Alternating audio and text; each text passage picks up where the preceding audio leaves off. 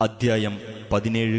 അർജുനൻ ചോദിച്ചു, അല്ലയോ കൃഷ്ണ, ശാസ്ത്രവിധികളെയൊന്നും പിന്തുടരാതെ തങ്ങളുടെ സ്വന്തം ഭാവനയനുസരിച്ച് ആരാധന ചെയ്യുന്നവരുടെ സ്ഥിതി എന്താണ്? സത്വരജസ്തമോ ഗുണങ്ങളിലേതാണ് അവരിൽ കാണുന്നത്? ശ്രീ ഭഗവാൻ പറഞ്ഞു, ശരീരസ്ഥനായ ജീവാത്മാവിന്റെ പൂർവാർജിത പ്രകൃതി ഗുണങ്ങൾക്കനുസരിച്ച് അതിന്റെ വിശ്വാസം സാത്വികമോ രാജസികമോ താമസികമോ ആയിത്തീരുന്നു.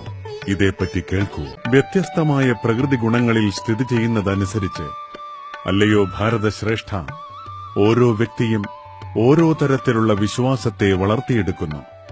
താൻ ആർജിച്ച ഗുണങ്ങൾക്കനുസരിച്ച് ജീവസത്തകളെ ഓരോ പ്രത്യേക വിശ്വാസമുള്ളവരെന്ന് പറയപ്പെടുന്നു. സാത്വികരായ ജനങ്ങൾ ദേവന്മാരെയും രാജസ സ്വഭാവികൾ അസുരന്മാരെയും തമോഗുണ പ്രധാനികൾ ഭൂതപ്രേതങ്ങളെയും ആരാധിക്കുന്നു. കാമം, ആസക്തി എന്നിവയാൽ പ്രേരിതരായി അഹംഭാവത്തോടുകൂടി സ്വശരീരത്തിലെ ഭൗതിക മൂലകങ്ങളെയും ശരീരത്തിൽ കുടികൊള്ളുന്ന പരമാത്മാവിനെ തന്നെയും ദ്രോഹിച്ചുകൊണ്ട് ശാസ്ത്രനിർദ്ദിഷ്ടമല്ലാത്ത കഠിന തപസ്സനുഷ്ഠിക്കുന്ന വിഡ്ഢികൾ അസുരന്മാരാണ്.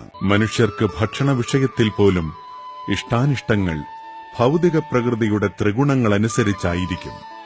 യജ്ഞങ്ങൾ, തപസ്, ദാനം എന്നിവയുടെ കാര്യത്തിലും അങ്ങനെ തന്നെ. ഇവയുടെ വ്യത്യാസങ്ങളെപ്പറ്റി കേട്ടുകൊള്ളുക. ദീർഘായുസ്സും നിലനിൽപ്പിനെ തന്നെ ശുദ്ധീകരിക്കുന്നതും ബലം നൽകുന്നതും ആരോഗ്യത്തെയും സന്തുഷ്ടിയെയും സംതൃപ്തിയെയും വളർത്തുന്നതും രസവത്തും പ്രീതികരവും സ്നിഗ്ധവും ആസ്വാദ്യവുമായ ആഹാരമായിരിക്കും സ്വാത്വിക സ്വഭാവികൾക്കിഷ്ടം. കയ്പ്, പുളിപ്പ്, ഉപ്പ് രസം, കടുത്ത ചൂട്, എരിവ്, വരൾച്ച എന്നിവ കൂടുതലുള്ള ആഹാരപദാർത്ഥങ്ങളെ രാജസ സ്വഭാവികൾ ഇഷ്ടപ്പെടുന്നു. ഇത്തരം ഭക്ഷ്യങ്ങൾ ദുഃഖത്തിനും രോഗങ്ങൾക്കും വഴിവെക്കുന്നവയാണ്. 3 മണിക്കൂറിന് മുൻപ് പാകം ചെയ്തതും സ്വാദ് നഷ്ടപ്പെട്ടതും ദുർഗന്ധമുള്ളതും ഉച്ഛിഷ്ടവും തൊടാൻ കൊള്ളാത്തതുമായ ഭക്ഷണങ്ങളെയാണ് താമസ സ്വഭാവികൾ ഇഷ്ടപ്പെടുന്നത്. യജ്ഞങ്ങളിൽ വെച്ച് ഫലോദ്ദേശമില്ലാതെയും സശ്രദ്ധമായും വേദവിധിപ്രകാരം കർത്തവ്യബോധത്തോടെ അനുഷ്ഠിക്കപ്പെടുന്ന യജ്ഞമത്രേ സാത്വികം. ഭൗതികമായ ഏതെങ്കിലും പ്രയോജനത്തിനു വേണ്ടിയോ ഗർവ് കാട്ടാനായോ അനുഷ്ഠിക്കപ്പെടുന്ന യജ്ഞം രാജസമെന്നറിയുക. അല്ലയോ ഭരതശ്രേഷ്ഠ, വേദോക്ത വിധികളനുസരിക്കാതെയും പ്രസാദ വിതരണം, മന്ത്രോച്ചാരണം, പൂജാരിക്ക് ദക്ഷിണ എന്നിവ കൂടാതെയും വിശ്വാസമില്ലാതെയും ചെയ്യപ്പെടുന്ന യജ്ഞം തമോ ഗുണമുള്ളതാണ്. പരമപുരുഷൻ, ബ്രാഹ്മണൻ, ആധ്യാത്മിക ആചാര്യൻ, മാതാപിതാക്കൾ തുടങ്ങിയ ഉന്നതർ എന്നിവരെ ആരാധിക്കൽ, ദേഹശുദ്ധി, ലാളിത്യം, ബ്രഹ്മചര്യം, അഹിംസ എന്നിവയെ ശാരീരികമായ തപസ്സെന്ന് പറയുന്നു. സത്യവും പ്രയോജനകരവും കേൾക്കുന്നവർക്കുദ്വേഗമുണ്ടാകാത്തതും ഹിതകരവുമായ സംഭാഷണവും പതിവായുള്ള വേദമന്ത്രോച്ചാരണവുമാണ് വാഗ്മയമായ തപസ്. സംതൃപ്തി, സൗമ്യത, മൗനം, ആത്മസംയമനം, സ്വഭാവശുദ്ധി എന്നിവ മാനസികമായ തപസ്സിൽപ്പെടുന്നു. ഈ 3 വിധം തപസ്സും ആധ്യാത്മിക വിശ്വാസത്തോടെയും ഭൗതിക നേട്ടങ്ങളെ ആഗ്രഹിക്കാതെയും പരമപുരുഷനു വേണ്ടി മാത്രം അനുഷ്ഠിച്ചു പോന്നാൽ സാത്വികമെന്ന് പറയാം. ബഹുമതിയും ആരാധനയും നേടാനോ അഹങ്കാരം കൊണ്ടോ ചെയ്യപ്പെടുന്ന തപസ് രാജസമാണ്. ക്ഷണികവും അനിശ്ചിതവുമാണത്.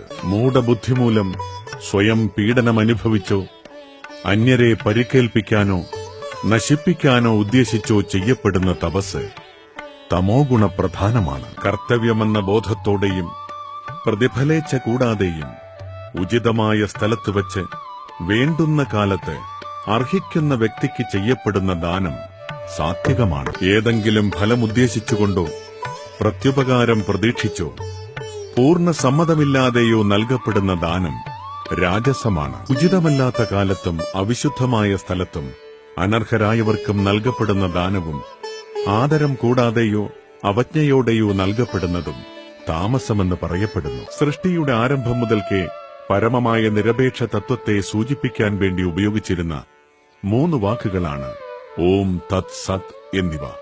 പ്രതീകാത്മകങ്ങളായ ഈ വാക്കുകൾ വേദോച്ചാരണത്തിലും യജ്ഞാനുഷ്ഠാനങ്ങളിലും ബ്രാഹ്മണൻ പരമപുരുഷന്റെ തൃപ്തിക്കു വേണ്ടി ഉരുവിട്ടു പോന്നു. അതുകൊണ്ട് വൈദിക നിയന്ത്രണമനുസരിച്ച് യജ്ഞദാന തപസ്സുകൾ അനുഷ്ഠിക്കുന്ന അതീന്ദ്രിയവാദികൾ പരമപുരുഷനെ പ്രാപിക്കുന്നതിനായി എപ്പോഴും ഓം എന്ന വാക്കോടുകൂടിയാണ് എല്ലാം ആരംഭിക്കുന്നത്. ഫലോദ്ദേശ്യം കൂടാതെ തത് എന്നുച്ചരിച്ചുകൊണ്ട് വേണം ഒരാൾ പലതരത്തിലുള്ള യജ്ഞങ്ങളും ദാനവും തപസ്സുമൊക്കെ ചെയ്യേണ്ടത്. ഭൗതിക ബന്ധങ്ങളിൽ നിന്നുള്ള മുക്തിയാണ് അങ്ങനെയുള്ള അതീന്ദ്രിയ പ്രവർത്തനങ്ങളുടെ ഉദ്ദേശ്യം. നിരപേക്ഷ തത്വമാണ് ഭക്തിപൂർവം ചെയ്യപ്പെടുന്ന യജ്ഞത്തിന്റെ ലക്ഷ്യം. സത് എന്ന വാക്ക് അതിനെ സൂചിപ്പിക്കുന്നു. ആ വിധത്തിലുള്ള യജ്ഞമനുഷ്ഠിക്കുന്നവനെയും സത് എന്ന് പറയും.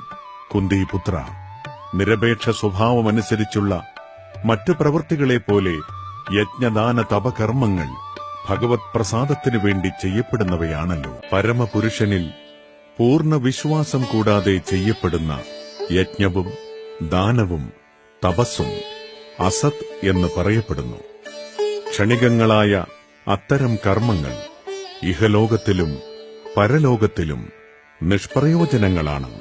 ഓം തത്സദിതി ശ്രീമദ്ഭഗവദ്ഗീതാസു ഉപനിഷത്സു ബ്രഹ്മവിദ്യായാം യോഗശാസ്ത്രേ ശ്രീകൃഷ്ണാർജുന സംവാദേ ശ്രദ്ധാത്രയ വിഭാഗയോഗോ നാമ സപ്തദശോऽധ്യായः.